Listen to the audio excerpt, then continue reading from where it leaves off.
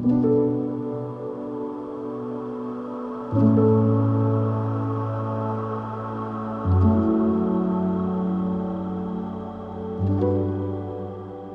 to Awaken Daily Life. It is so great to be here. In our last episode, we talked about how Master Dianwu renounced the world at the age of 11 and began a long search for the real Dharma. Right, which is just such an intense way to start a life. Yeah, exactly. He went through all that pilgrimage, all that extreme hardship and searching. And by the end of that journey, he had actually found a path he completely trusted. Which is the dream, right? You spend your whole life looking and you finally find it. You'd think that's the end of the story. Like, you find the answer, so you immediately open a center, start taking on students, and just teach. Oh, standard procedure for sure. But that is absolutely not what he did. Not at all. Instead of teaching right away, he pivoted completely. He went deep into Zhongnan Mountain and began 16 years of solitary practice. 16 years. Just let that sink in for a second. Yeah. And the mission there wasn't to escape or hide. It was to test whether that Dharma he found could actually be fully lived and verified, like put to the ultimate test. I think it's so important that you frame it that way. Because when you hear 16 years in a mountain cave, it sounds like, I don't know, an unreachable legend, right? Right, like a myth. Exactly. Yeah. But if you're listening to this, I want you to really think about how this relates to your actual life. Because this wasn't just some guy running away. It was a deeply human exploration of the mind. Well, let's look at why that mountain life even made sense in the first place. Think about the modern world you and I live in right now. Oh, it's just constant noise. Exactly. Imagine you're standing in a room and every single wall is covered in glowing screens. Your phone is buzzing in your pocket. Emails are pinging. The social media notifications going off every 2 seconds. Right. You've got work stress, financial pressure, endless obligations. The entire room is just shouting for your attention. It's exhausting just thinking about it. Our nervous systems are constantly in overdrive. So against that backdrop, what is truly scarce in our world? It's not information. We have too much of that. What's scarce is quiet. That is so true.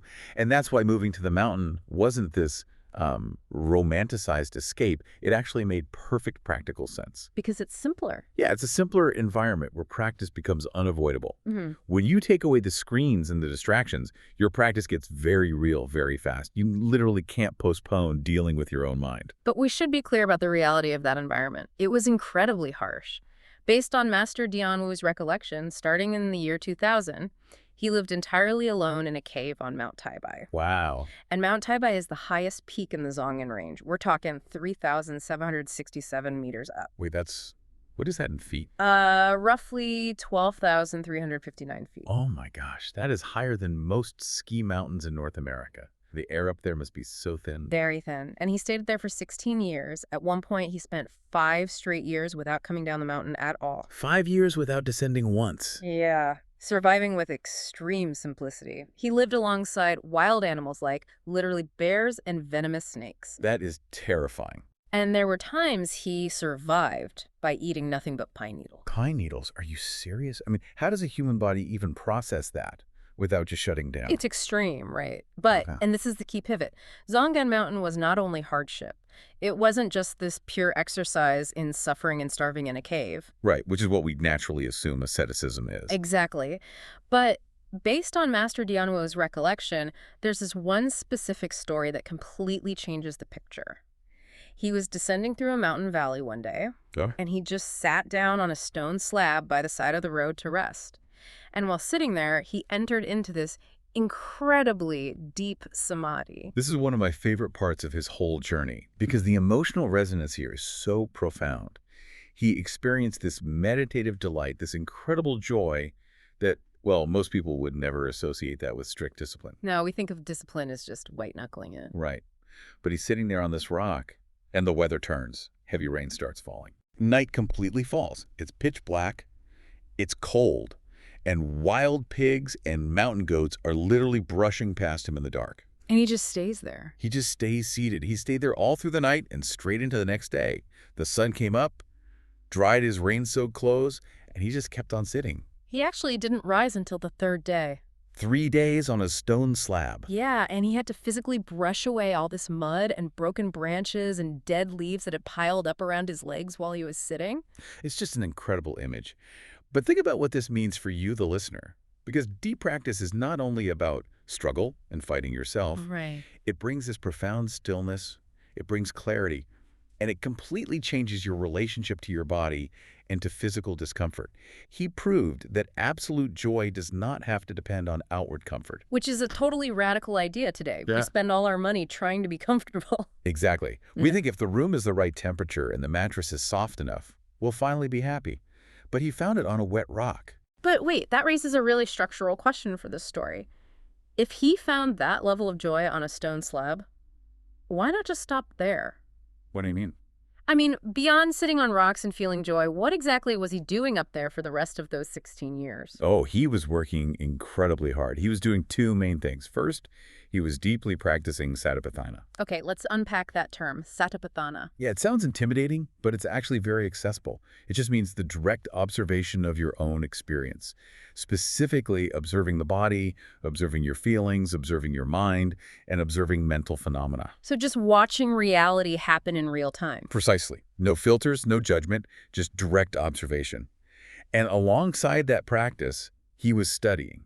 He was studying all four of the Agama collections. Which are the earliest recorded teachings we have of the Buddha, right? Yes, the earliest, most foundational records. And he wasn't just casually reading them. No, he read the Agamas 28 times. 20. Just to put the sheer scale of that into perspective, that equates to reading roughly 50 million characters. Oh my word. 50 million characters of ancient text by himself in a mountain cave. I can't even fathom the focus required for that. Yeah. But it was absolutely necessary. It's like, well, think of it like a map. Hmm. Hearing the Dharma is like studying a map until you know it completely by heart. I love that analogy. Right, because when you're out in the wilderness of your own mind, you need to know which signs show you're actually moving in the right direction. Yes. And if we apply that map metaphor directly back to the stone slab story, it explains everything. How so? Well, think about that intense state of joy he was in for 3 days. Without the scriptures keeping his practice aligned, almost any practitioner would hit that state of deep joy and think, I did it. I'm enlightened. Oh, totally. They'd come down the mountain and start a cult. They would. They'd think they reached the finish line. But a map doesn't walk the road for you. What it does is keep you from going off track. It keeps you from mistaking a really beautiful passing experience for the final destination. So the text told him, enjoy the rock, but keep going. Exactly. Keep observing.